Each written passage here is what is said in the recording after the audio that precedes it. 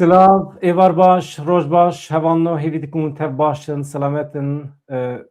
rojek pîroz e, roja zimanê Kurdî,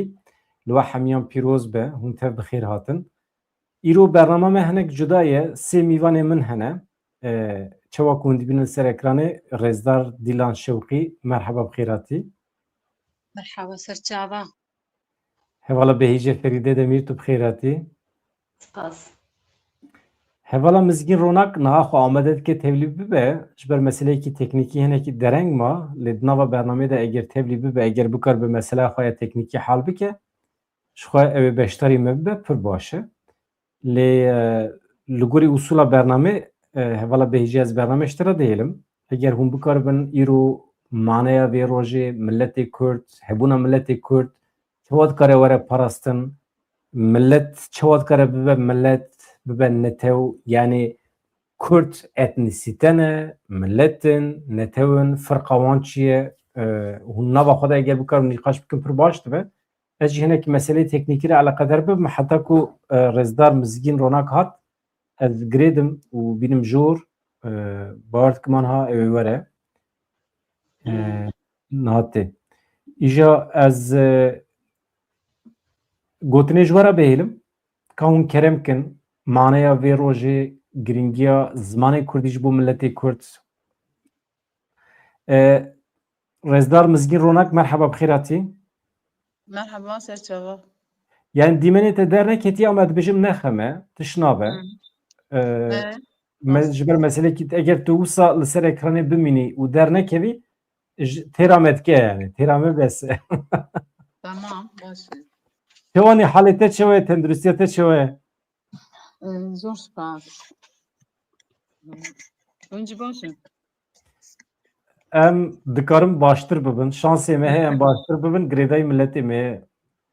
Milletê me bixwaze em bi milletê xwe re baş dibin.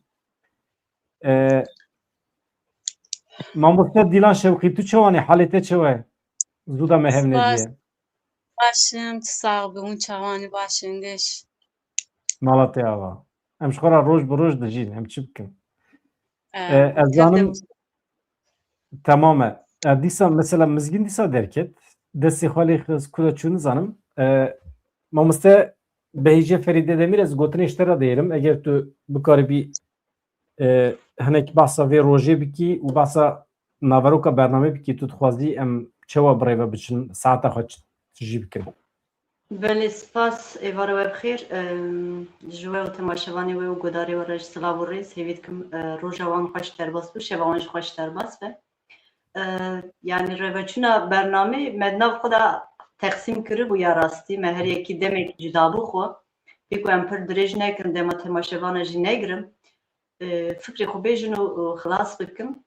lê xuya ye Mizgîn hevekî ji ber problemên teknîkî dereng wê tevê me be dîsa jî em li benda wê ne û tevlîbûna wî ji bo me wekî kêfxweşiyekê helbet em ê yani li ser bisekinin ez bawer dikim ji ber ku ez û tu car care derdikevin gerçi Dîlan jî derdikeve ama ez dorê bidim Dîlanê bi ew dest pê bike paşê ez dikarim qise bikim. Başım. Êvara bixêr. Bihêvî me hûn baş bin û bihêvî me em wextê xweş bi hev re derbas kin. Ez lêborînê ji temaşevanan dixwazim em tirsin em dilê wan bihêlin ji ber nivîskar hinekî rûşiştîne û destê xwe datînin ser birînê rastiyê dibêjin carna em yani em xwe digînin rehên wilo ziravî zirav carna em tevî êşê dibin carna em dibin êşê de dimînin carna em ser êşê dikevin lê tevî wisa jî em yani em hevdû yani em karin hevdû wilo em hevdû himêz bikin û em peyva hevdû û têxin serê hevdû wek divê em û temaşevanan yani em li ciyekî belkî em li hevdû nekin li ciyekî li hevdû bikin lê ya herî giring em li gor zimanê xwe li gor tiştê ê bingehî em bikên hevdû Ya telefon û ya dîmen ha. Bize denk çû. Nana denk jî baş e, dîmen jî baş e. Qet temam e. Yani em te pir em tenê dibînin mirovekê pir bedew li ser ekranê em nizan tuyî netuyî. Ama Eğer tu bî ji me re bes e. Tamam, spas. Tamam e. Dîsa merhaba bibexşînin. Derengî jî ket bername û mamoste Dîlan jî daxivî. Qet xemnak. ne mesele ye ji ber ku ji bo me mühîm bû em tu jî werî bi me re bî ser ekranê bî. Mamoste Dîlan tu gotina xwe bidomîne û rêzdar Mizgîn Ronak ji kerema xwe re destê xwe nede telefonê evdî ji wisa bes e ji me. Wê demê ez ji ekranê derkevim, ez we hersiya bihêlim, ez ê nivîsan binivîsînim, ez ê hinekî temaşevanan gotinê wan bînim ser ekranê, pirsê wan hebin ez bînim ser ekranê. Destûra we ez ji ekranê derdikim, ez we hersiya tenê dêlim ser. Tamam. Yani ji bo vê roja pîroz aga em ji bo wê li hevdû kom bûne me vê civatê em li dar dixînin di nerîna min de yanî zimanê gel yanî çi gel bû û nexasim gelê Kurd ew di sebaretekê de ya di cejnekê de ziman ji vî hawî giringtir e û ji vî hawî meztir e ji ber ew ziman girêdayî bi nasnama mirov e girêdayî bi hebûn û jiyana wan bi toreya wan bi çandeya wan bi paşeroj û pêşeroja wan ji ber vê yekê ez bi xwe di nerîna min de ez yani ez giringiya ziman bi dayîkê girê didim bi dayîkê yanî dema got mesela hîna mero zikê diya xwe de pitikekî biçûk e û diya mere wilo destê xwe datîn ser zikê mere wilo bi zimanê xwe bi mere re deng dike bi zimanê xwe bişmendiya xwe xeyala dibîne bi zimanê xwe diêşe wexta got mero çê dibû mero bi dergûş diya mero dîsa bi zimanê xwe bi mere re kêfxweş dibe bi mere re xemgîn dibe di nexweşiya mere de di mezînbûna mere de di giriyê mere de di mêjandinê de wexta ku mere datîn ser sînga xwe bi zimanê xwe diaxive bi mere re tevî ku mere nikare lê vegerîne yanî wexta ku mere di nav vê xerîtê de yê ev xerîta hanê ev xerîta mezin a got dayîk mere wilo mere xistî nav wê xerîtê de yanî mere çawa kare xwe ji wê xerîtê dûr bixîne yanî ana mesela ez ême timî dixwazim tiştên bibûyera girêdin yani îştegaliyê xwe yanî ana êm mesela diya me berî salekê wefat kir ana wexta got tê bîra min ez dengê wê tînim bîra xwe wextê ku diştexilî bi kurdî diştexilî helbet ez bandkirina wê wexta ku navê min digot tê bîra min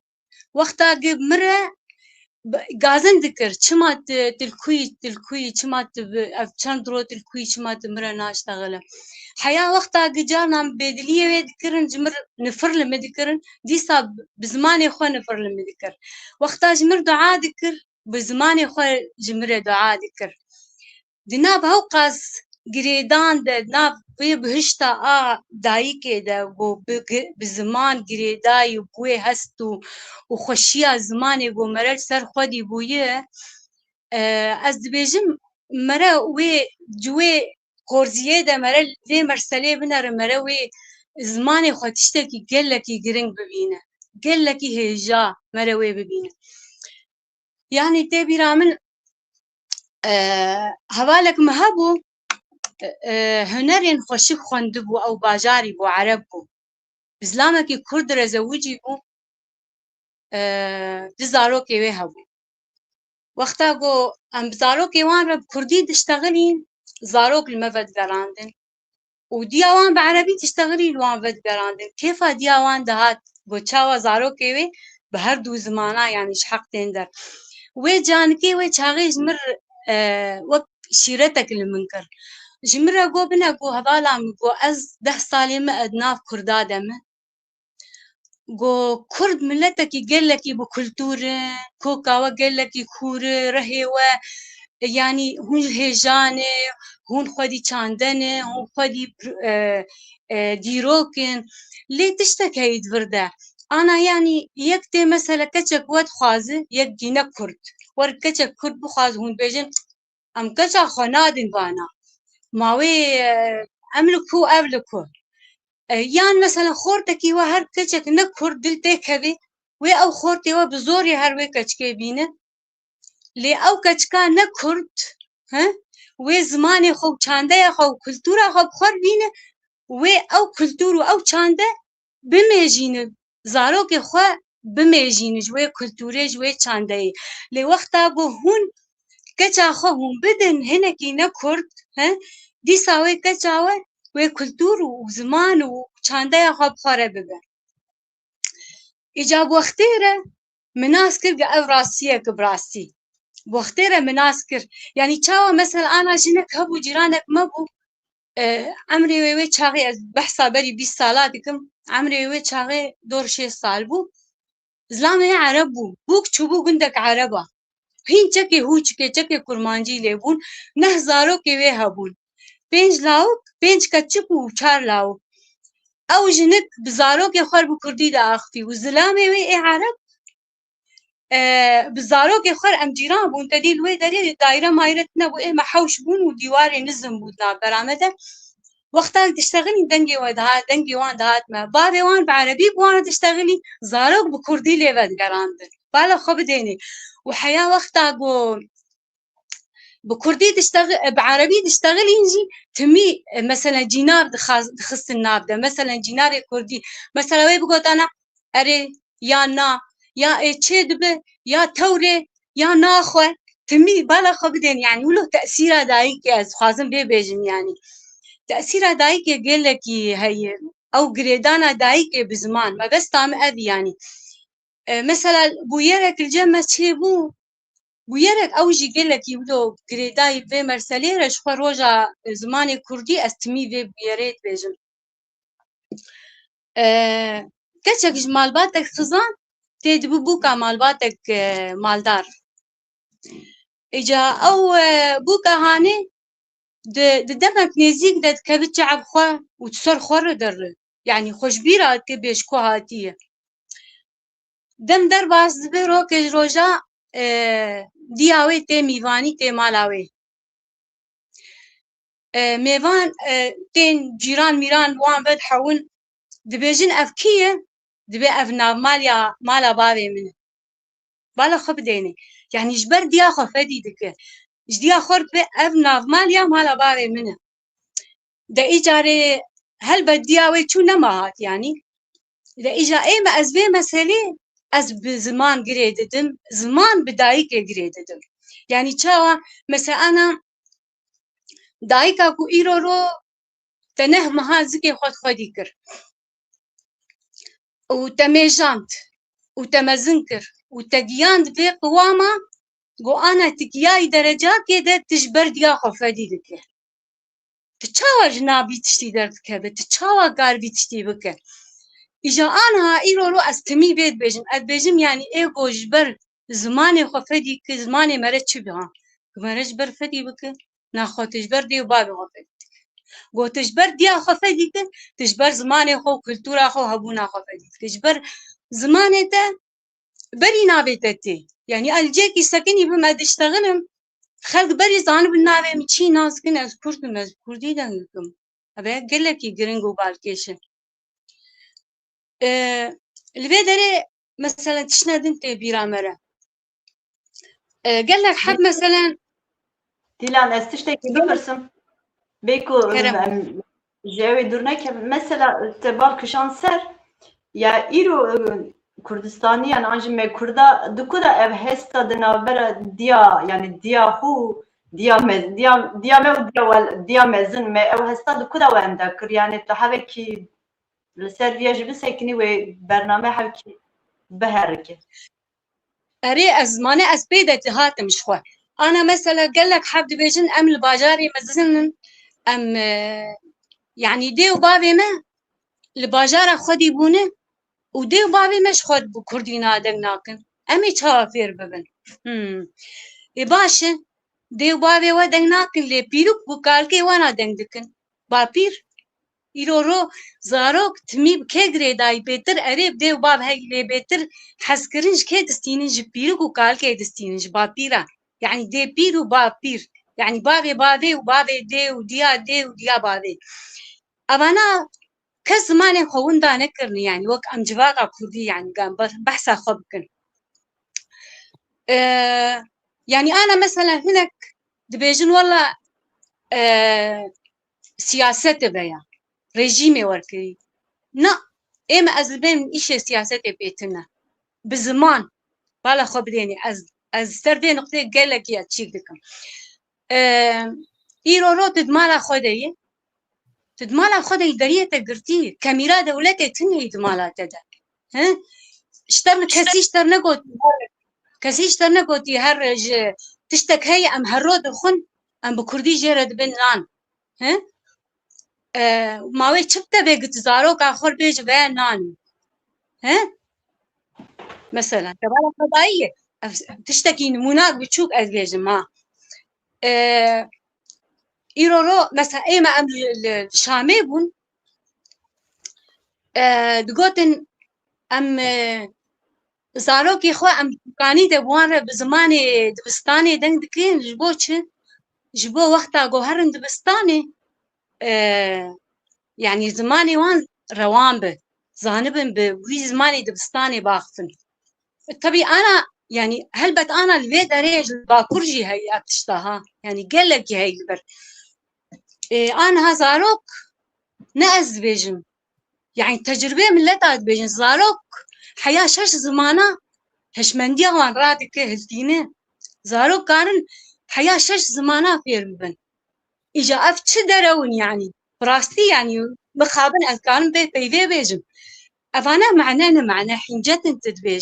تدبي والله زاروك جبو هرن دبستاني زمان زانب أباد چي نابا أزبي بيجن إيرو زاروك برقة زماني دايكا خم سوكر بك تخبيري كاخدا زماني دايكي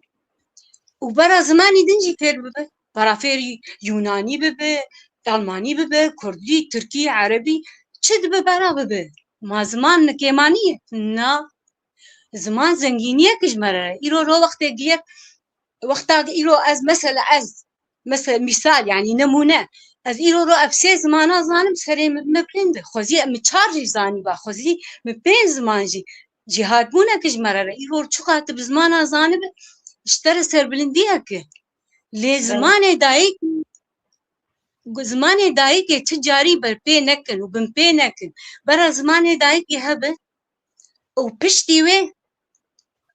مرة برا قصاروكي مرة فيري زمانة بشابه بنتشي يعني شاشتي تيدا تنة هبالا دلال يعني أنا مثال يعني نمونة أزيدي سابيج النمونة أنا مثلا برازي من الكردستاني بكردي زانن بعربي زانن زارابي إيه صوراني وشخوا خلقي دناغوان دا إيج ديركي هاتن ونظام أفدافوكين وكيدنجي بشي زانن لزانینگه که بزمان انگلیزی دخوینن زانینگه بزمان انگلیزی دخوینن بالا خبته ایرو زحمت نبویه تشتك زحمت نبوي هلا تو نيجا دبي دوري ده دبي زماني ده دبي وقتي ده چما وي هبن زارو كما انا درن كورسا زماني كردي فرد چما ابنا كيمانيك چما تكاني ده دي زمان دیلان جخو مسئله شيء يعني چما ام دبستاني دا هين نابن چما ام دچن يعني دبستان کی تونه ام هين بناج دبستان تونه ام هين بن او ام پاشي زاروكين ماجي مزنين ما پاشي دچن قرصا هين بن باور كم جخو يعني بنجها برسكري كي جه Ez divirda tu ji bîr neke ez hevekî dorî bidim mizgîniş gerçi divirda bûm xwedî ekranê jî biborin ama pê ku tedî me beriya wê jî qise kiribû me hevekî li gor xwe jî plan kiribû ez naxwazim ji wê plana me jî em dûr bikevin ez dorî bidim Mizgînê Mizgîn tu bixêr hatî li ser gotinê Dîlanê tu çi dibêjî ka yani tu dixwazî wê pirsê bibersivîniyan jî ew naveroka me gotibû tu li ser wî dest bikî kerem kî Navxêrê da vî ji we teveke hemî Resilav Wêz na wile ez wê pirsê nebersivînim ez dixwazim ji bo ku salvegera tedî em dibêjin cejna zimanê Kurdî çima cejne ji ber ku Celadet Bedirxan hawarê îro yani hawar em bêjin vejiyaya hatiye afirandin salvegera wî ew xwe nêzê 100 sal berê em wek cejin pîroz dikin lê divir da çekî ji min re ew dixwazim viya ku mesela em çi pîroz dikin bi rastî jî cejn e bi rastî jî cejin heye ku em pîroz bikin ji ber rewşa ziman hinek vî pirsê hat bîra min mesela em zanin piştê şikestina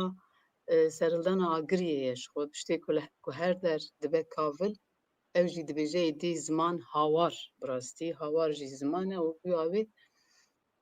destdaveja pênûsê û heta matbaatê eyar kirin bin mêtingeha ji xwe rojava mêtingeha Fransayê diçe heta xwe îspat bike heta filan tiştî tîne heta nivîskar e mesela em viya jî zanin ji bo ku rojname derkeve bara lazim e dibin bi çend nava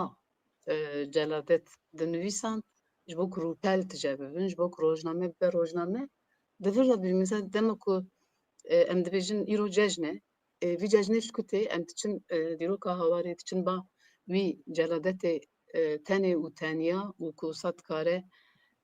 bi wî avê yani dixwaze rojnameyekî dengê welat em bêjin dengê welatê ku tê biçû esna ya jî birîndar e şexsê rojnameyekî da ku navê hawar e bers bike bilind bike divir da hinkî ew da bêjim yani tiştekî ku merov bêje wek cejnê ku mirov pîroz bike pîroz bike bêje ha ho çiqa xweş e çiqa serkeftin e ez di vî ev de dixwazim bidomînim îja gotinek min ê ew hêzhergat dibêjin bira her mal bibe hawar her Kurd bibe celadet yani di vî watê da yani loma ne wek cejnê lê wek evekî ku her roj di bîra mirov da be her mal ku bibe hawar yani wek dibistan hawar bixwe wek dibistanekî bû viya ji ber vê ez nihatam vira tisekirim wala helbestekî min hebû ez dixwazim wî diyarê celadet û hawarê û salvegerê û dîsa tişta ku em jê re dibêjin cejin ya jî bereva ji cejnê bikim destûra wê berhelde helbest navê wiha sê şûşe celadet ji bo celadet Bedirxan û hemû dilsozên Kurdî welat sê şûşe av bû yek şîn yek spî yek reş me her sêyan vexwar û bi xwîna xwe dagirt lê welat me kerem nake ve naxwe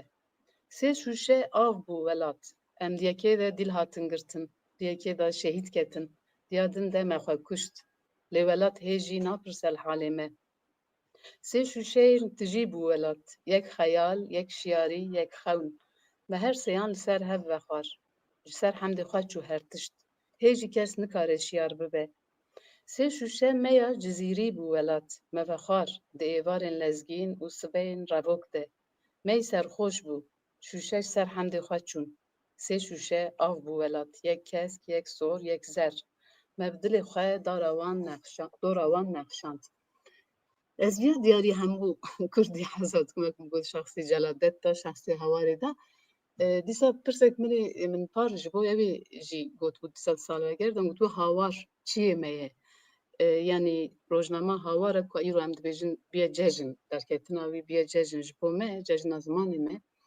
û wek me got yani serkeftinekî gelkî mezin e jî ku şexsekî wek dibe xwe dike çend şex û dinivîsîne tenê û tenha ye lê ji dinyayê re yan jî ji dagirkerê wir re dibe mêze em hene vay em dikarin rojnamekî derxin dibistana me tune statuya me tune nasnama me tune û wekî dinê jî serildana agirî dûme ye kavilên serildanê li dûme ne Em bize em vay rojname derdixin, em hawarin. Yani divir da viya yani gormin loma ve pirseye ve hawar çiye meye. Mesela ez vekeva şahsi ku ez bişekî bigirim dest ji bo zindanê mesela mazlûman Ferhadan li zindanê rojnamek derxistine navê hawar bûye. Ew ji min re balkêştê. Yani wê şopdariyê û wê hawarê. Wê hawara li nav kavila ya jî li nav qefesên dagirkeran. Bîranînekî xwe bi vêya vegirêdayî bêjim. Em girtîgeha sêwazê bûn hê emrê me taze bû bîstiyanî. Di hevalê maletî bûn yek dehev ji me re şî bûn û ez me bixwara me got em rojnamekî derxin, rojnamekî Kurdî. Mala wan ava be û nizanim her yek ji wan lûkiye silavek ji wan re jî bişînim li ku dibin birav bin. Xwendekarên li zanîngeha Sîvas Cumhuriyetê jî ji bo me kaxizên rojnama anîn. Ê kaxizê dirêj û sahib yanî li gor bejna rojnama. Bi zorê wan jî heta me destûr girt û kaxizan jî dan me. Êdî me destê xwe ser wan rûpela, em bêjin heft pel bû çi bû çardeh rûpel. Me nivîsî navê wê jî me danî bû dengê netewî. Yani di nav o bi dizî me vetişar tergav. Mesela hingê ku ew bû wek min got heval ji bo malatî ji me re çêbûn, Kurdiya wan ne baş bû, me bi rastî yani ya min baş bû, ev jî çima baş bû diyare te dîhin ji me ku wek mamoste jî got. Ê ku diya wan bavê wan ya jî zaroktiya wan dibistan biye, dibistanê Kurdî biye zanin. Wê şansê ya ji wê şanaziyê hebû bi min re. Hemû wan wê heft wê çardeh rûpelê yek o min dûst kir û niza çi dikir û çinkî heval Kurdiya wan zevkên bû. Rêzmanê qenizan bûn. Bi kurtasî dîsa jî me bi qasê çend meha me di ber xwe da me nivîsî me veşart û paş her dawî ew bû di lêgerînekî de operasyonkî de hemûya birin. Hem kaxizê me nenivîsandî birin, hem qelemê me birin, hem jî dengê netewî me çi navekî mezin lê kiribû wele. Wê jî birin divir da mesela ji min re ew tê. Çawa wê hestê paşê ku ez hîn bûm derketina hawarê çawa ye, dîsa ku ji bo rûpelên hawarê werin tişekirin celadet vedirxan çawa bi çend ewa nivîsiye, bi çend mehlasa, bi çend bernava nivîsiye. Ew ji min re wisa hem nas hat hem jî ku dibe mirov carna spas dike ji xwe re û ji çîroka xwe re û ji heval û hogirê xwe re dibêje baş e em ser şopa wî ne. Evî hestê bi min re çêbû gelek hêja bû paşê çinkî piştê ku me vî bîranînê jiya paşê em pê hesiyan her wiha emrê hawara me em bêjin dengê netewî jiya wî gelek kurttir bû û her wiha şükür awî anha arşîv mala me jî heye yani tev bûne wisa hatine cîlkirin weşanxana lîsê dibêjim qevî ew kir li her malê ez bawerim hawar heye yani lê ame tune.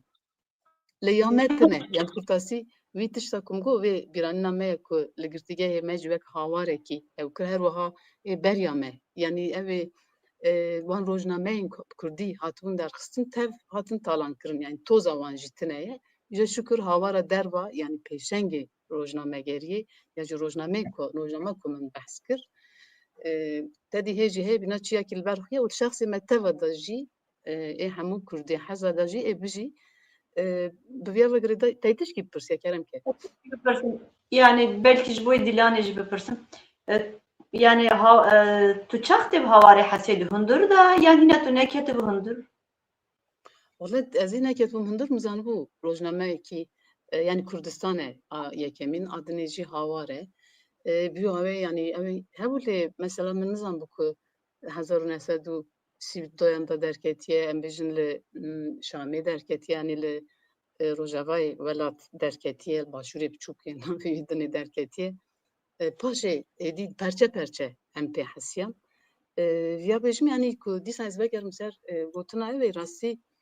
em dibêjin cejin ji bo motivasyonê xweş e em govenda bigirin jî mesela dema ku tu diçî çîrokê rastî tu dibêjî cejna çi ya xeynê wî mesela kanê em bêjin celadet hêjî tenê bû hêjî tenê ye her wiha zimanê celadet ew gav jî bêstatû bû hêjî bêstatû ye.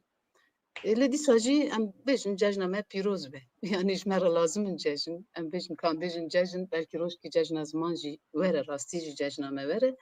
ez ku dem hebe ez evek jî bêjim û piştê wî ew qas bêjim bes ve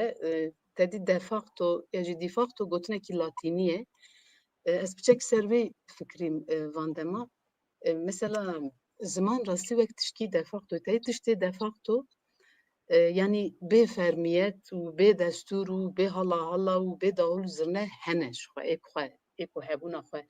pêk tînin tiştên de facto. Mesela ziman jî ku mirov mêze dike zimanê Kurdî de facto hebiyetim. Yani ne destûr û ne statû û ne dibistan û ne zanîngeh û ne tiştê din lê belê hebiye. De facto jiyaye xwedaye jiyandin. Mesela ev şeref û serberzî berxwedanekî gelekî mezin e. Lê halê hazir yani dîsa ji xwe bê statûye dîsa tiştê din hemû tinene halê hazir de facto jî dimre êdî yani tedî de facto jiya bê nav û nîşan diger tevî hemû ew e lê niha wata wî de factoyê ku em bêjin tedî ku meriv carna de facto jî bereva jî bîje çawa ku dikarî bêjî de facto dijî ser bi xwe dikarî bîjî wawekî de facto miriye jî yani natibe îlankirin jî miriye mixabin ji ber rewşa heyî ku meriv mêzeke ewî jîndarî û berxwedêriya de facto hêdî dibe de factoya mirî yani min got êdî behsa tiştê fermî statûya mirov nake yani kî bi avekî de facto xweda jiyandin ev ya mirov pir dide yani rastî gelek dilêş e û bi gulek jî em baş zanin bahar nayê bi cejnek jî ziman geş nabe. Mesela nîşekî bi yeva girêdayî jî bêjim li welatê Baskê me behs kirbû mesela Bask jî zimanê Baskê tedî gotine miriye ji xwe heta demekî tiştê ku dibistan vebû zimanê wan jîn da ji nû ve ku mesela ez çûbûm li wir carek dîsa min mînak dabû hêla ev da bêjim ê extiyar mesela dê û bava ziman nizanbûn dapîr û bapîra jî ziman nizanbûn lê zaroka zanibûn di şexsê zaroka da çima çunkî dibistan vebûn ji bo ku piştî otonomiya Baskê dibistan vebûn zimanê ku di şexsê extiyara da dapîra da bapîra da şexsê wan em bêjin pîrejin û kalemêran da miribû bavekî de facto miribû ji xwe ewa wî jî tune bû ji xwe êwan jî bê zaroka da û bi dibistanan bi vê statûya dibistana dîsa tev dîsa geş bû bahar û bû Rönesans doma mesela bala min kişan dapîr û bapîra ji neviyê xwe şerm dikirin digotin em nizanin ew ê hînê me bikin mesela wê şermê jî min ra pir balkêş hat mesela li Kurdistanê niha berova jî heye nevî nizanin dapîr û bapîr hêna hinek zanin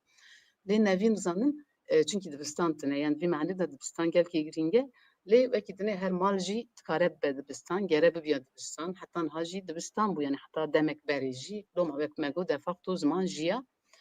îje di wir de wî ew ê min pir didît mesela ku digot dapîrê me bapîrê me dayîkê me bayî me ji me şerm dike wextê em bên were hîn jî berin hîn bibin werin dibistanê digo yani pêşî bi avekî ji ber xwe ve şerm dikin dibin em ew xes mezinin ama em ziman nizanin lê zarok zanin lê zaroka şexs yani zarok bi dibistanan hîn bû zimanê wan bi dibistanan ji nû ve jîn da loma rista dibistana jî gelekî girîng e yani ji bo vejîna zimanekî girîng e vî herkes zane ez ji dibare dikim yani Dîlan tu tiştekî bêjî heye yan ez dest pê bikim nizanim sadece xazim tu li rojava bû mesela haya te çawa ji hawarê çêbû ew xebat bûn yani haya jê hebûn erê ha me jê hebû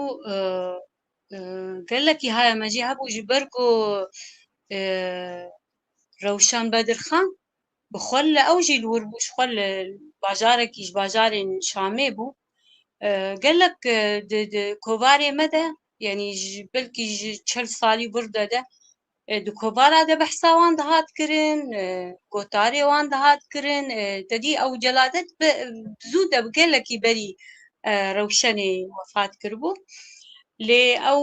hawar me didîtin hawar kovara hawar ji xwe wek pel bûn lê ew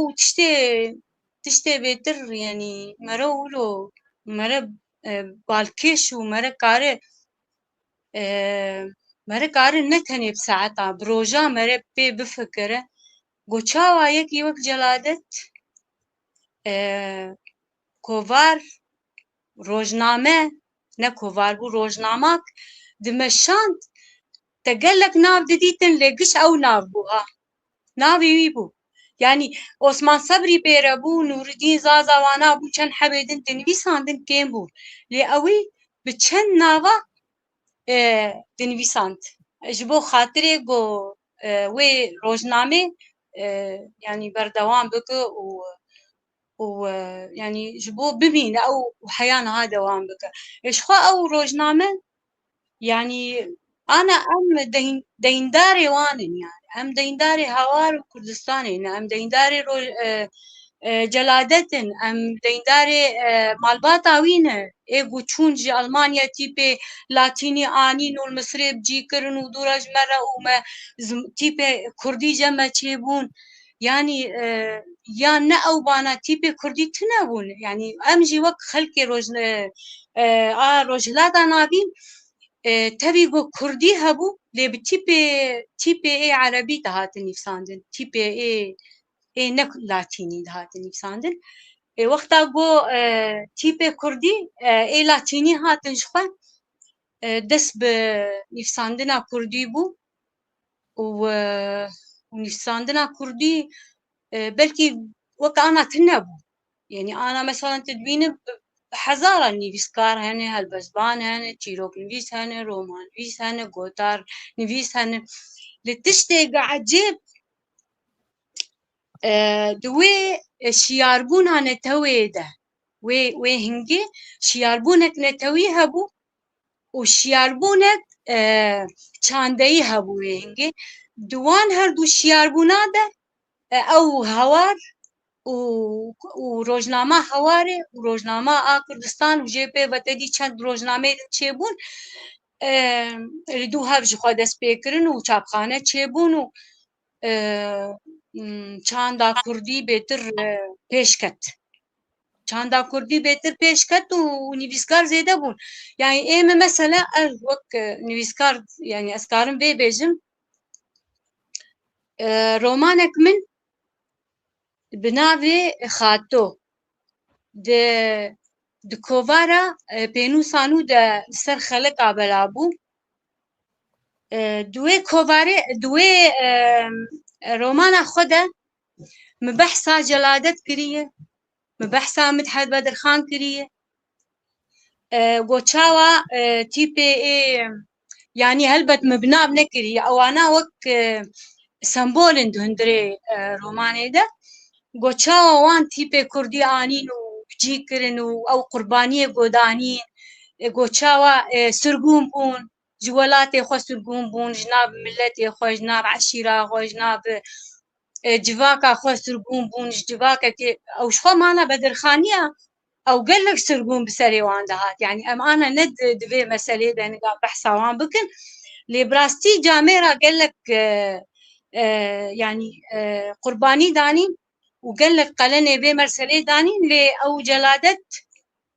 çandeya me ana em li ser stûnê wê sekirîn yek ji stûnên xurt celadet bû ku ew stûn danî heyanî got heya niha em bi tîpê Latînî em nivîsînin. Yani heya niha wê wek tekî ana gelek pirtûkê me hene, nivîskarê me hene, pirtûkê wan gelek in berî sed sala nivîsandine lê ne bi tîpê Latînî ne. Tîpê ê Erebî nivîsan. Merak kir. Tabii yani tu ji Rojavayê Kurdistanê mesela bandora wê xebatê karên celadet yan jî yê bismamê wê yani yê malbatê bi tevahî yani tedî Kurdên yani Rojava li gorî yên dinê em bêjin hevkî zext li ser wan daha zêde bû. Yani milletê Kurdî û çaxê tu çax biçûk bûyî millet çer behs dikir ji wan xebata yani bandora wan xebatê em bêjin wê kovarê û wê rojnameyê li ser millet çi bû yani ew feyza neteweyî wî bi kar danî yan na tu dikarî ew kurtasî bêjî em pir ewnek belanê. Ana li wê derê li Rojava tevî got yani ew mesela ez behsa bajarê xwe bikim. Bajarê me pêncî hezar mirov. Bajarekî me biçûk bû. Yani bajarok bû. Lê di wî bajarokê de pênc şeş ciyên ewlekariya a hêzên ewlekariyê hebûn. 5-6 جين هێزێنە و لە کاریە هەبوون یعنی شیستەمێک لەسەرمە هەبوو لور ji alî rejîma Bees'te got mesel ana nav qedexe bûn navê Kurdî qedexe bûn li wê derê çawa nav qedexe bûn naxwe ji xwe çand jî qedexe bûn yanî nav nedihatin gotin yanî nav bi Kurdî mesela ana xwe min xwişka min navê wê Gulçîn bû ne di dibistanê de navê danî bûn Hekîma bala xwe bidê Gulçîn li ku Hekîma li ku îca te'sîra rejîmê gelekî hebû girtin mesela ez tiştekî dibêjim di 5 û 70 wexta yekemîn partî hat avakirin li Rojava ew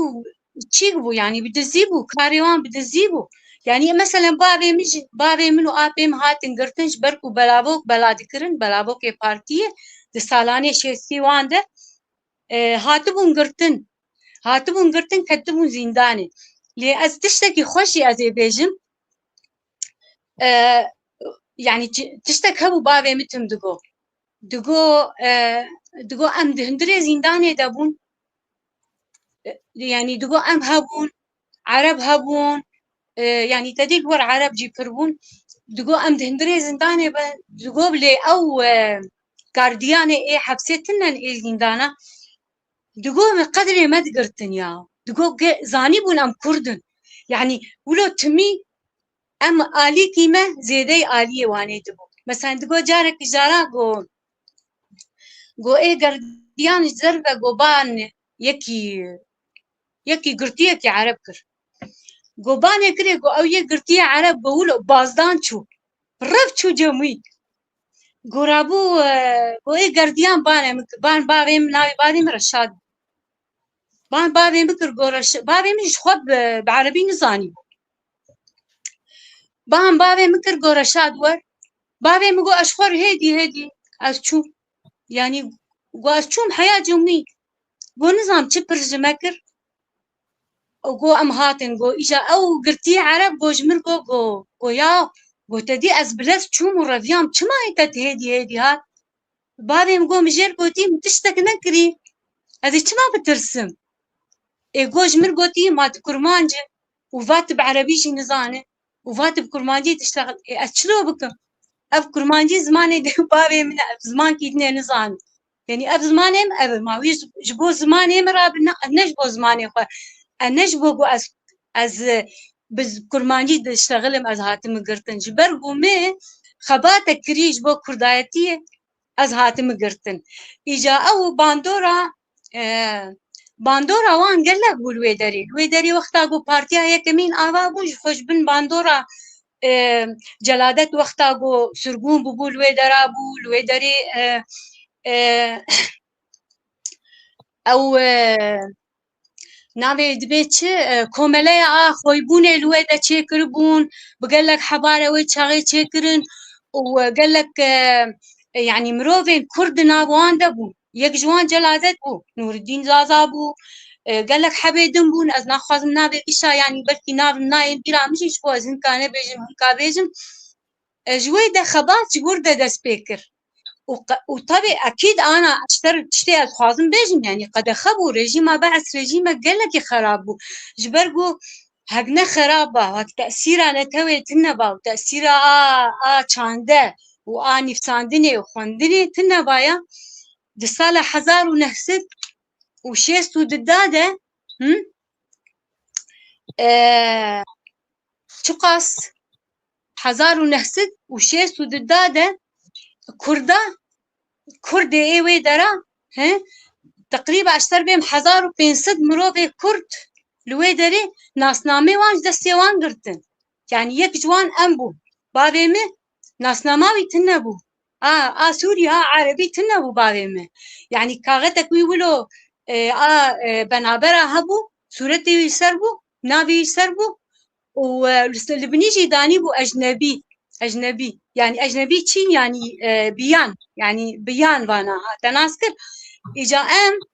em zarokê wan banê got ecnebî bûn يعني باباني منو قال لك حبي ايواني اجنبي بون ام زارو كيوان اجا ام مكتوم بون يعني مكتوم شي يعني كتوك عملت نبوها ام بيت اشتغبون اجا وقت اقو ام چون دبستاني ام بدريا مختارة ودريا ناسا ودوستارة ام قيد بون دبستاني ده ما قبول نذكر نجبر ام تنن يعني بابي ما اجنبية بابي ما بهيجة بالا خبنا عجيب لورشيد بو يعني بابي ما اجنبي بو وديامه ولاتيا سوري بو ل هفجيني اوان نقيد كريبو هفجيني وقت افترى اواني هفجينيه تنبو اواجزان اواني نيه تنبو ام زارو امولو ام بيت اشتغبون يعني افجيك ج برهمين ايه نتوي بون افجيك برهما بون ايشا قال لك تشتي ولو بسري مدهاتن يعني الويدرا بله قال لك بگوره yani demame zaten me epeyce cevap xwe derbas bûn tişnabe ama çend deqema ez tov bikim û em xilas bikim tevê gotinê we her duya jî yani rastiya Kurdbûnê ji van tişta zaten îro em bêjin zimanê Kurdî li her derê li her çar aliyên ku mêtinger an jî serdest lê yani lê serdestin qedixeye tabii yani sedemên viya êdî îro hatiye guherandin êdî li Kurdistanê wek Mizgînê got de facto jî dimire lê tiştekî din jî heye yani belki ew hal û em bêjin ew karên de facto dimirin lê îro mesela me dît ji salên borî zêdetir xwedî derketin û an jî daxuyanî hebûn, çalakî hebûn, gelek sazî hatin vekirin, televîzyon hatin vekirin, kovara dest bi weşanê kir. Yani li gor nüfusê Kurda yani li gor erdê Kurdistanê û li gor hêza wî ya netewê helbet ev tiştar pir kêm in. Yani xuya ye em yani zimanê me li gorî hejmara milletê me xwedî em zindîbûnê nîne. Biya min ji gava ji bona zimanekî sazî tune bin, dewlet tune bin, perwerde tune be, perwerde ney sistematizekirin û ji zarokan heta em bêjin üniversitê li akademiya, li medyayê, li parlamentoyê, li şaredariya tu çi bêjî yani ev xebatin bi piştgiriya hêzekî fermî û hêzekî parastî neyê meşandin zaten behêza yani milletekî mînak belkî Kurd vî alî de mînak bin ancak aqasa were parastin aqasa were jiyandin lewma jî îsal êdî ez wer bawer bikim êdî hesta gelê Kurd jiya siyasetê bêtir cardin derket pêş cardin gel bawer dikim wê hevekî ziman cardin pêş da bibe yan ji lê xwedî derkeve wek gotinê we her ger jî ez tevê dibim lê dîsa jî ez bêhêvînînim çawa tedî dibêjin Gandî piştî çend roja û 300 kilometrê zêdetir diçe ber behrê çengekî xwe ji ber behrê digre û rayê yani bilind dike rastî rayê leşkerê İngilîzî dide û paşê zaten gel li gel wî û piştgiriyê didê ew serdestiya İngilîza pasîfize dibe di nav demekî de İngilîzî vedikşin ji Hindistanê yani ew kar ew gava spontane dest bi xebatekî an destpêkekî dîrokî kir di dîroka milletan da gavên wiha hene belkî kovara hawarê jî gavekî wiha bû bawer dikim celadet bawer nedikir an jî xeyal nekiribû rojekî ew kovar bibe bingeha ziman çand û siyaseta Kurdbûnê an jî hesta netewbûnê daxwaza netewperestiyê jî li ser navê wî gava wî yan ji vî kovara wê were lê were xwedî derketin di vir da ji bo min ya herî mühîm hevekî ji rola yani him bi rola ziman ve girêdayê rola rewşenbir an nivîskara ye wek ji bona vîya jî min ji xwe re me qise kir û belkî nizam nivîskarekî yani ev du sê roje ez yek jinekî Kurd belkî ji bo me hersiya jî pir mühîm be yani tedî beriya me yani beriya qirina me di dîroka Kurdistanê yani belkî li her çar aliya jî nivîskarê mêr pirin berhemê wan jî derketine lê yê jin pir em nabîzin yani navê wan bi ber çavê me nakeve em nabînin di vir de sîma sement du roje ez berhemekî wê dixwînim pir bala min dikişin ji xwe sîma sement yek ji wan kesên ku di Kurdistanê jinên ku dest bi nivîsê kiriye yek ji wan e hema bê nizanim hep çaxê wî hebin tune bin yani hem karmenda radyoya Erîvanê hem di radyoyê de xebitiye hem rojnametî kiriye hem jî wek çîrok nivîsiye yani çar hev berhem nivîsiye û ji xwe perwerda xwe jî li Erîvanê kiriye wê çaxê mesela ez dibînim di berhemên sîma sement da ziman gelekî xwezayî gelek pêşketî û zindiye tiştên ku em îro qise dikin yan jî em wek lîterer bikartînin û wê çaxê salê şêstî da yekem berhema xwe nivîsiye û wê çaxê sîma sement ew hişmendiya Kurdistanê bûn ew jî li diaspora yani li Kafkasyayê ew bikar aniye nivîsiye di şexsên jinên Kurd da keçên Kurd da jinên mesela du hev jiyana du hev hevalên yani qîzên gundiyên elegezê nivîsandiye navê yekî daniye karî navê yekî daniye xezal bi hevra kiriye heval xezal diçe dibistanê dixwîne karê jî bi zorê didin mêr naxwîne yani ev her du mînak Kurdistana wê dewrê sembolîze dikin jinên Kurdên wê dewrê qîzên Kurdên wê dewrê sembolîze dikin û sîma sement him dixwaze rewşa jinên Kurd him bandora ziman him jî bandora sazmendî û ka çawa civak çawa kespêş dikevin rayê me bide eger yani ez dixwazim balê bikişinim ser hebûna hêzekî siyasî va dewlet dibe va yani sistemekî din dibe ama gava tu nav sistemekî da xwedî mafdarî hebe tu dikarî zimanê xwe jî pêş bixî yên zimanê te nemre ya problema me îro çi ye problema me Kurdistan bindest e yani hatiye dagirkirin yên ku li wê derê dagirkerin ew jî hemû armanca xwe li ser tunebûna li her çar yani ferq neke rojava rojhilat falan her hemû hebûna xwe li ser qedexebûna zimanê Kurdî ez bawer dikim heta saziyekî me an jî em xwe xwe bi rêva nebin wek Mizgînê got spontane em îro roja zimanê Kurdî pîroz dikin roja zimanê Kurdî em yek rojekî pîroz dikin hewce ye ne rojekî tenê her roj yani were jiyan kirin kî dikare viya bide jiyan kirin siyaset bide jiyan yani jiyan kirin Ronak bir rewşenbir leşker medya viya bikarbîne ji bo naviya jî hest lazim e hest çi ye hest nasname û mafê netewêne lewma jî min xwast ez balê bikişinim ser hevkî sîma sement ku bandora wê li ser edebiyata yani jî lîterer ya Kurdistanê heye ez dixwazim viya jî rayê xwîneran bidim xezal yani dikarin bê xwendinê him em rola xwe di vir de dibînin him jî bandora ziman eger xwediyê wî hebe eger xizmetkarê wî hebe di nav demekî da be jî çiqa mêtingerî zexm be jî çiqa em bêjin înkar hebe jî heger civaka Kurd wek fena berê li hev tov bibe ez bawer dikim wê di nav çend sala da em ê dîsa bikaribin vê tarîtî an jî vê perda reş kaş bikim û dest bi ewa xwe bikin mafê xwe yê çandî bikin zimanê Kurdî ji Kurdistanê derxin bînin têxin nav qada nevneteweyî li akademiya sempozyuma wek têxin nav zimanên cîhanî û bidin naskirin ez aha bi fikirim hevekî jî pir dirêj nekim eger gotinê wê dawî hebin ez wan jî bigirim ez jî spontane bûm ew navî çi ye moderatör biborim Dîlan pardon Mizgîn em ji te dest pê bikin bi kurtasî tu dikarî tiştekî bêjî em derbasî Dîlanê hawar tedê bi hawarê ez bêjim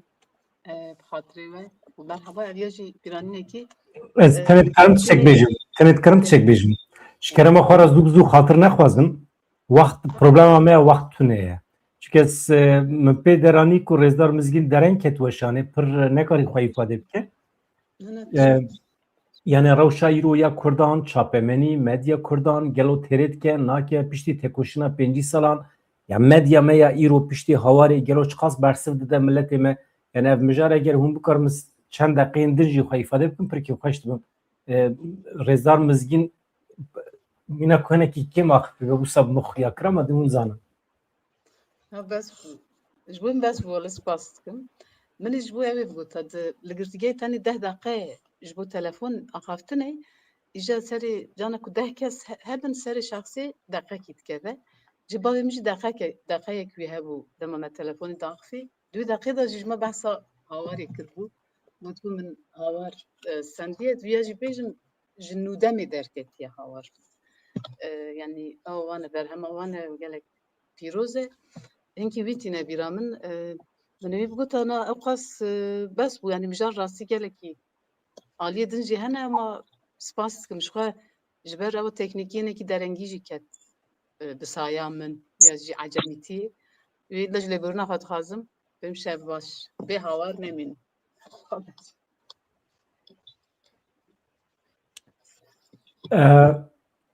Gotinê xwe dawî kerem kin yani ez haqiqeten fikra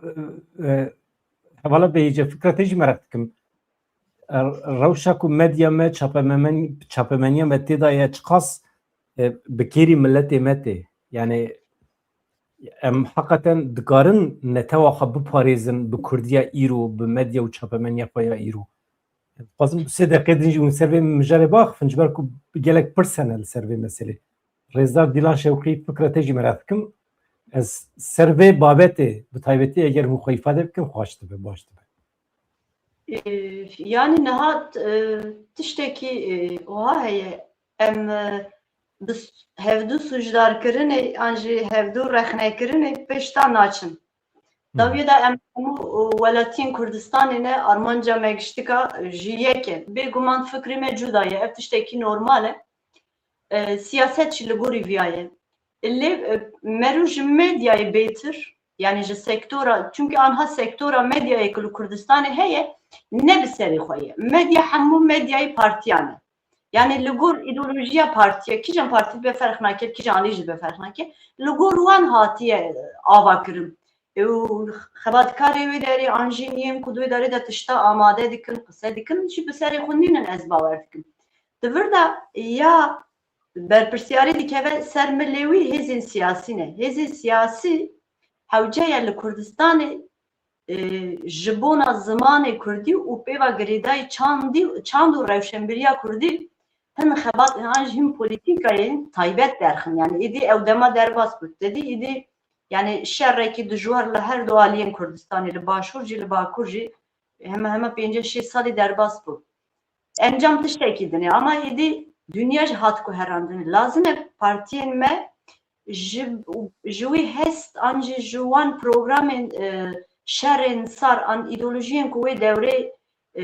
tiştên awilî eşkere kirbûn ji wan dûr bikevin. Îro êdî gelê Kurd yani yek ji milletên bê dewlet ama herî xwedî hêz e. Li gorî mesela xwestekên vî gelê polîtîkayekî ava bikin. Ew jî çi ye? Yani rûnenê bêjin em zimanê Kurdî wek ji mafên hebûna nasnameya Kurdî dibînin û li gorî viya jî em di nav gel da aqasa bütçe, aqasa kadro û aqasa xebat amade dikin û dikin xizmeta gel. Nihayî îro tiştekî wiha tune yani yek Kurdî ne tenê yani ji kurmanciyê çar hev zaravayên em bêjin navendî hene wekî din jî devokên wî hene. Li gorî wan jî lazim e xebat bêkirin. Yani ev taybetî jî wenda dibin an jî dimirin. Li ser wan çar zara yani diyalektên yani sereke xebat bêkirin ya were qebûl kirin berî her tiştî yani hewceyê êdî siyaset ama hürmetê ji zimanê me re bike. Yani siyaset bi rastî dibêjim weqet kes dane weqet bedel dane ama ew bi xwe hürmetê ji wî keda xwe ranakin li wî xwedî dernakevin. Ya bûna vê lazim e êdî wayê pêvajoyên nû dest pê dikin dünya tê guherandinê sîstema dünyayê berî her tiştî dijîtalîze dibe. Yani va ancak bi ziman tu dikarî êdî têkiliyê civakê û fikrekî ava bikî. Tu êdî nikarî bi rû bir kesa bişînî malekî û jêra tişta bêjî wî qanî bikî. Na twîtekî bavêje alîgirê te an hezkiriyê te ji xwe polîtîka te ya digirim. eğer bu Kurdî ev were kirin barê Kurdî were qebûl kirin barê partiya jî sivik be. Îro te dî gel em hemû rexneya li siyasetê dikin. Em dibêjin lê xwedî derneke belê xwedî dernekevin. Qise nakin yani propagandaya me, medyaya me hemû bi zimanekî em li dijî wî şer dikine. Yani va Iraq yani zimanê Erebî jî dibe zimanê Tirkî jî dibe fehm neke. Nakokî di vir daye em him şer dikin em him bi zimanê wan qise dikin. Em him tamam em ji mektebê wan derketine ji xwe ew têra me dike. Ama de tişta din heye em jî acizin. Em naxwazin wî tiştê bidomînin. Bona jî bar yani berpirsyariyê siyaset heye. Siyaset gere were guherandinê. Heta siyaset xwe neguherîne. Rojnamevan, sîte, em bêjin partî legal, medya tiştekî nikare bike. Dawî perê wan ew didin ya jî kadroya wan ew didin. Ew fikrê xwe neguherînin siyasetmedar kî ye, rojnamevan kî ye, mixabin. Eğer tu devlet bî tu dikarî şirketa xwe ava bikî karî xwe bikî. Tiyan ji te rojnama xwe derxî. Ama tiştekî wertune. Ha dijîtalîzm îro gelek tişta diguherîne, gelek tişta dişkîne belê. Ma di vir de jî em ne hevdû bişkînin, ne ji hev re bidin xebera, ne bi niyetekî xirab li hev mêze bikin. Armanca me çi ye? Bira nasname me were qebûlkirine pêra jî zimanê me zimanê 40 milyonî milletî ye, em milletekî qedîm in. Heqî me jî heye em wek di konseya netewayê yekbûyî de yan ji di Ewropayê de di konseyê de cî bigirin. Bira xelkî zimanê me hîn be, bira zarên xelkî were üniversiteyê me jî hîn bin. Vaye, ava jî siyasetê bawer dikim yani. Rast e. Na hûn her sê jî nivîskarin. Berhemê we hene, hûn nivîsên Kurdî rojane dinivîsînin, pirtûkên we hene. Niha tabii elbet derdê me sereke ne we pirtûkê we werin firotirin. Mesele ne we? Mesele hebûna netêwa Kurd çi qas dikare were parastin. Eger zarokê me neçin mektebê, eger fêrî xwendin û nivîsandina Kurdî nebin, ne berhemê we tê firotin, ne netêwa Kurd dikare were parastin. Di vê pêvajoyê de ku ana hem bi dewleta Tirkiye re hem bi Sûriye re pêvajo hene, diyalog hene, meselê me têne ser masê, aniha ew aktörên sereke yê vê pêvajoyê bi rêvet bin li me temaşe dikin elbet. Yani hûn bin, hûn ji van aktörên me ê di nava diyalogê re hûn ê ji wan re çi dibêjin? Mesela çi ye tişte esasî ku divê bi dagirkeran re li ser masê tim bi wan re bikevin nîqaşê. Li Rojavayê Kurdistanê 14 salan perwerdeyî çêbû aniha em zanin perwerdeyî sêkîn ye. Merû çawa bike, merû çawa îsrar bike. Mesela li Tirkiye, li Bakurê Kurdistanê bê perwerdeyî jiyan çawa dikare bimeşe? Em hebûna xwe çawa dikarin biparêzin? Gelo pirtûkên we bi qasê ku hûn li bendêne tên firotin. Bana hemî problemê we yê nivîskaran e. Bana em mecbûrin bînin zimanê. Ez bê kitapê şukur bira. Mamoste Dîlan tu çi dibêjî? Valla ez şara dibêjim berê bi Tirkî deng bikin. Dûra îja qala tiştekî din bikin. Berî her tiştî nizanin bi Kurdî deng bikin û derin dewa tişta dikin. Te nas kir çawa. Ez dibêjim ême ez timî ez daxwaza me ev e. Yani ziman û parastina hebûnê, parastina nasnamê ji kewara ewil de dest pê dike. Kewara ewil ya civakê malbat e. Dê û bav û zarokin. Wexta ku mere ji mala xwe dest pê kir, mere wexta zimanê xwe parast, mere xwe diparêze. Di nerîna min de ev e. û vanê ku derin dikevin diyalog, miyaloga û tişmiştê werê yani derin kar dikin û xebat dikin dilê xwe de, beraberî gişî zimanê xwe biparêzin, bera fêrî zimanê xwe bibin berê. Berê zanibin bi zimanê xwe deng bikin, dûra bera her mafê milleta û mafê xwe û mafê civaka xwe bixwazin. Ez xwazim vê bê. Ji xêrî bê tin ne. Yani wexta ku yek ana îro ro ez derim, ez werim walla bi zimanekî dinê ez têm ji ter bêm ka ez birçî ka nan bidime. Ka me çi fehm kir? Ez zimanê xwe pêrî zimanê xwe nayêm. Îro ro em derin daweta em li ber stranê kurmancî em piyê xwe dihejînin em nizanin ka ev yê di stirê ka çi dibêje. Ev yê di stirê heya ev yê di stirê tin ne li Bakur tiştekî ecêb mi dêtî? Ecêb. Yani evanê tên daweta di stirên nizanin bi Kurdî deng bikin ha. Dê fêrî strana bike. Tên xelkê direqisîn bi hezara alem dikevin govenda li ber wan govendê dikin. لێ ئەڤەیە نمونە بچووکە دەبێژن بەلکی هون ئانا بێژن ئەڤەیە تشکی بەسیت نا نە تشکی هێستانە ئەڤەیە تشکی ئەڤەیەش خۆ ناڤەرۆکا تشتایە یعنی مەرە bi zimanê xwe nizanibe mere bi kêrî civaka xwe jî nayê mere bi kêrî heqê xwe mafê xwe jî nayê mere nikar dewa tiştekî bike û ev Em aynı tiştî ji mamoste Mizgîn bipirsim yani axaftina di nava malbatê de gelo têrê dike ji bo mirov civakekî ser piyan bigire li cem ilim lazım e, zanyarî lazım e, felsefe lazım e, îdeolojî lazım e ev hemî tiştê ku ez behs dikim pêdivî bi kurdiyekê ilmî û akademîk heye mirov çawa dikare xwe ser piyan bigire rêzdar Mizgîn Belê na bu sete min dahatına xwe de welatê baskê ji mînak da min bernamek din da ji mînak da bû aliyek din ku min got piştê ku dibistan vebûne zimanê baskê ji mirinê xilas bûye yani îja êdî dapîr û bapîr zaroka hîn dibin yani biya ji neviyê xwe hîn bûne rojava jî wisa ye li rojava jî wisa ye berê ew jî belkî nêla nivîsandin û evê da yani rojava heta zanîngeh jî hebûn em naxwazim bêjim hebûn bêjim hene hê jî vî dikin bêjin hene yani wisa tişkî din hişê min jî ew nake ji xwe nagire napejirîne hê dem zelal nîne lê wisa be çunkî heta yani evî nifşekî bi zimanê xwe mezin bû bi çêja wî bi serbilindiya wî bi wata wî yani min wextê çûbûm başûr jî nizan min demek pir kurt bû lê min wê ferqê dît ferqa navbera bakur û wirda mirovê ku bi zimanê xwe perwerde dîtibin rastî dest bi xwendin û nivîsandinê kiribin rastî mirovên cuda ne yani ji heman neteweyî bin heman xwediyê heman birîna bin jî serfîrazîkî wan ê cuda heye em dema ku tu bi zimanê dagirkerê xwe dest pê ket te dest bi xwendinê û dibistanê kiribe yani te diş ku ew xwe dibêjin qişlan e yani ciyê hêrandinê ne bi rastî yani tu nemkine tu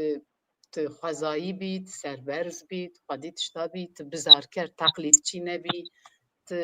texlecî em bêjin nebî ew tiştekî zaf yani em bêjin pişavtin û xwe pişavtin ya jî self asîmilasyon mirov vî ferqî gelek dibîne loma rastî dibistan gelek girîngin yani ji bo ku wê çaxê elxwe jî wisa ez vecim qîm yani gel ku min zanibû jî dî çiqa ferqekî navbera me û handa heye yani di hêla evê da û xeynî wî jî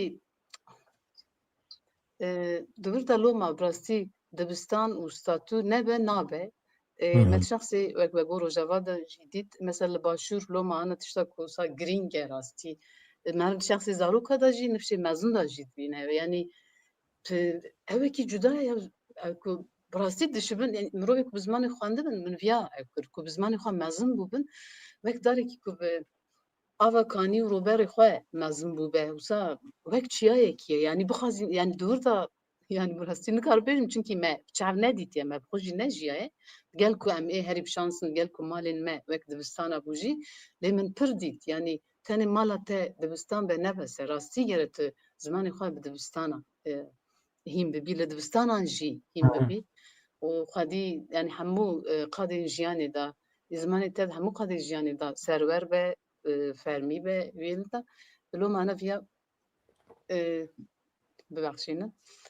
bi rastî li pêşiya me ye û ji bo vir jî ji bo her deryan ji bo bakurê dibêjim divê wisa be ji bo çapemeniyê jî bêjim yani mesela hinek encama viyaye belkî ama tenê viyan ne beşdarên din jî mamoste bêje jî tiştê din got yani mesela zimanê çapemeniyê em bêjin ya jî zimanê min şexsî jî ku zimanekî ku ji 500 gotina derbas nebe tim bi sala her tiştî di nav yani jiyanê mirinê pêşa rojê paşa rojê xwebûnê û hebûnê û nebûnê tenê bi 500 gotina ya jî em bêjin bi 1000 gotinî ku bêje ew ziman nemimkün e yani dixwazî ez xwe bêjim ez çapemeniya heyvê me ya jî bilindim a asîmana me jî dîsa min zan vê mînakê cihet nedabû nedabû helbeste evekî Tirk heye ku dibê eger ku xezîna gotinê we ji 500 derbas nebe yani velhasıl gotinên we gotinê Tirkiye ve de em bêjin lo divê yani behsa velhasıl li masiyê me tîs mêze nekin di wir da yani avê nêrîna merva jî jiyana merva jî hebûna mirov jî دگوهره مثلا اگه نوی شو سینور گوتنین ما تدی سینور هستین ما و رامان ما و هشمندیا ما و زانین و آنجی نزانین ما نشان داده مثلا تمی که از به 500 گوتن یا 1000 گوتنی هر تشتی بیجم چهار دمسال در باس به اتمی وی 500 آنجی 1000 گوتنی تشتا بیجم مگو ایشا کلا تراژدیا komedya yani kanı viyat xazib ra navim çapemeni bet xazib ra navim min ambition parti bet xazib ra akademi ben zam çu yani vata bitin emeruf tani xaynek txapine o zarar dafa viyaj boy şahsan ji lazım mesela hun ji usanin yani mücerna tişteki vakti ku az mesela mednivisi de gotari xutinin bara ve dünyamız ginta falan tişti tedbir ta ji gote teşra yani vid bare dama tişek az xaj ji xarabim ama insanın çünkü ku radar imrov vekri beyani rasti مروف زانه زانین بیداویه راستی تدیه بین دریانک بین اقیانوسنک بین آسمان فضا شخص خود جهر و تکلمه خارجوسه دمك مروف دبارات که مرد حیرت تبیا بری گوتو بیا yani لازم امش خارجی وصاب الهم بر خارجی صاب مروی ببینه یا چه دوباره بس حیرت شی تگو 1000 جار نبیجه 100 جار نبیجه 10 جار نبیجه her vaje yani navi mروف çu bebrabe etiket mروف çu bebrabe eğer ku dubare be eğer ku vi da دیگه وی دوباره ایجا خودی کیبره کی و اوه کی پر مزم و کمپلکس کی پر مزم به مرو زرار دخواه یعنی به تشکی پاتولوژیک ایدی وک مگو بیا از اینکه بخارا جیبان وک مونولوگا تشتی کنسرت فکرم اوه لوما من گود yani statü ne be nabe dibistan u zaningge hazmanê Kurdî li her derî nebe nabe bira ji bo hawarê jî viya ji bo her tiştî jî pêwîst e ji bo دیروکا میا بری جی نهاج بو پیشروجی به ستاتو نادراست ناراست evindar ve davet kir evindar ji bo stüdyoyê ha bele yani dibe biçki beri ez viyajî bêjim ku ez piçekî fezayî me hêla teknîkê da ez tam nizam wisa bibelî vira kerem ke tamam evindar ana ketiye stüdyoyê lê tam xuyana ke kamera dengirtiye ger derkeve cardı bir keve kev kaçtım. Evvela peyçe. Naha. Ya ben zanım ki yani telefon evtkim yani karımcıra. Nana ne meseleye? Hatiye tışna be. Yani hatiye nana hatiye başkiriye çünkü fikrevi ev henem hakik fakat az ne zanım çıp. Dengeve çi yapar. Anaha ez liser belav dikim liser evi peyamanda. Evindar bixwazet karewere bikeve weşanê wexta me heye eger hevala Behîce wexta te hebe pir kêf xweş dibim min link weşandiye pê linkê bike temam e niha tiştek ku rêzdar Dîlan dibêje hevala Behîce axaftina di nava malbatê de gelekî girîng e lê em fehm dikin ku Mizgîn Ronak bahs dike têrê nake yani axaftina nava malbatê de tenekê neşokiyekî ye adetekî ye ji bo parastina Kurdu Kurdayetî elbet girîng e lê têrê nake ji bo merû bikarbe civakekî li ser piyan bigire yani hafızaya kelimeyan 5 6 7 divê derbas bike tu li ser vê meselê çi dibêjî yani fikra di navbera rêzdar Dîlan û Mizgîn de yani dünya hat ku herandinê yani bira dünyayê hat ku herandinê yani Kurdistan ji welat yani welatekî li rûyê dünyayê li rûyê erdê û Kurdistanê her çar aliyê cîhanê belavine berê mînak em piçûk bûn dê bavê me ciwan bûn û çaxê em tune bûn wê de û çaxê cîhanekî din hebû peyv li gorî wan têrê dikirin ama îro heşekî din tê jiyan kirin yani ne tenê em bêjin ji alî qisedanî de ciyana me bixwe anha ev 3-4 salên dawîne em bijmêrin belkî 5-7 peyvê nû ketine nav jiyana me yani ew qisedan nav malê da ya dê û baba ya mevkal û pîrara qise dikir ew li gorî wê dewrê bû li gor jiyana wê dewrê hatibin afirî niha îro êdî jiyana mesela Kurdistan êdî ji gunda pêk nayê êdî bajar hene jiyana bajara heye tiştên ku li bajar bicî bûne hatine bicîkirin heye şêweyên perwerdê hatine guherandin ji ber wê jî ev normal e yani em 20 sal berê em bêjin bi tevahî 25 milyon bûn îro bi tevahî behsa 5 milyonê dikin demek ki yani demek ki 25 milyon tiştên nû insanên nû hatine dünyayekî nû hatiye navê bona diye jî yani zimanê dayîkê têra me dike li malê dike ew êdî xilas bû yan jî zimanê ku edebiyata klasîk an jî ew berhemên klasîk ên ew berhemên ku dewra xwe bi xwe re anîn îro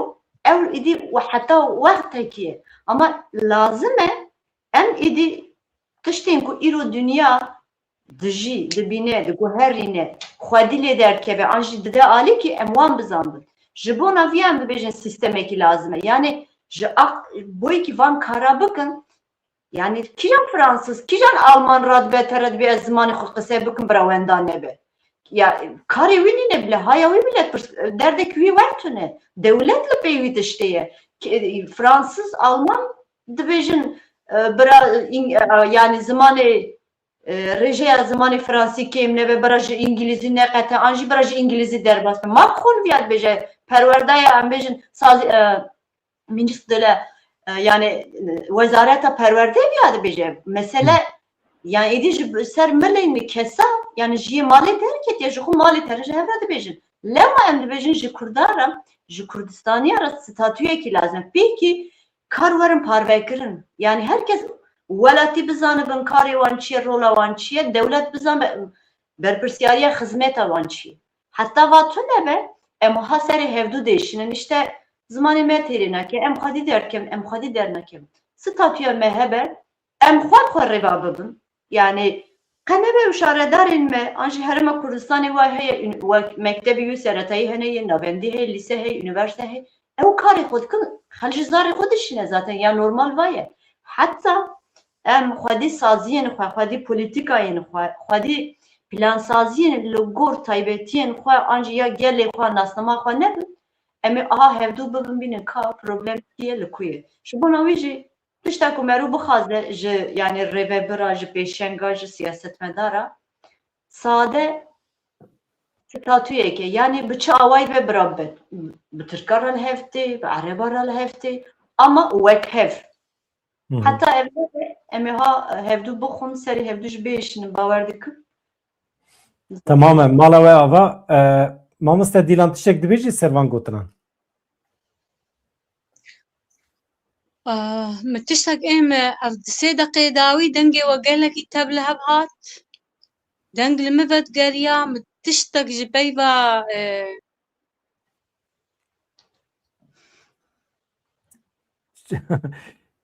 evîndar jî nehat tişnave Dîlan ji bin ve saetek Tamam ew wê demê em xatir ji temaşevanan bixwazin rêzdar Dîlan Şewqî bawer dikim ya akyoyî xilas biye ya jî ka ez binêrim çawa çê bibe tamam mamoste gotin ya tê em hema xatir ji temaşevanan bixwazin gotinê xwe dawî kerem ke rêzdar Dîlan Şewqî ايما تخازم هالبستك يا بخينم دلي جوانا خوش بكم هون اذني بدن دستوري destûr ya tê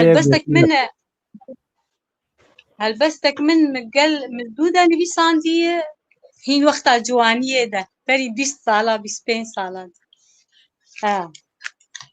زادنگي مخوش ده pir xweş tê pir xweş tê dengê te از دبم بله از دبم وی چی ببه گرپوری من لسر سینگا تشبکه ببه میوان و دست انته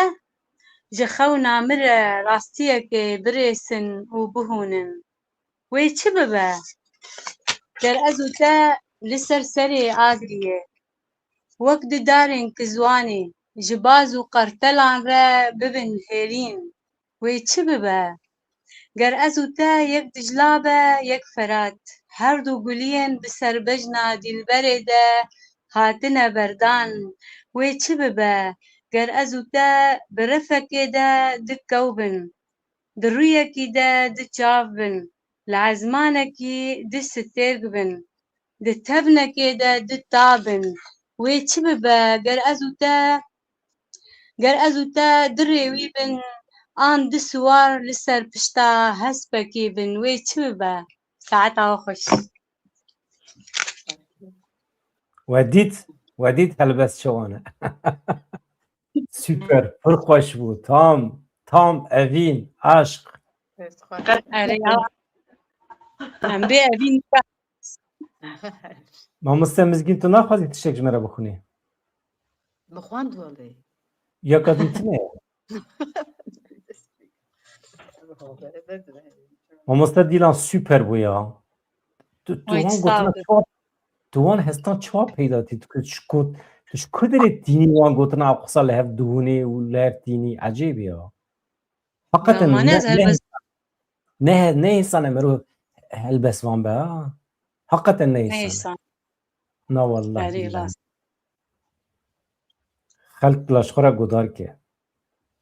Ya heyfe mesela tu wan gotina bi Tirkî nikarî bêjî ha. Na.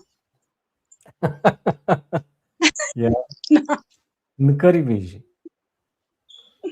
Ez Tu nabêjim, bibêjî ne ez nikarim. tu nikir tu Hevalî bibêjî petan. nakeve dilê me.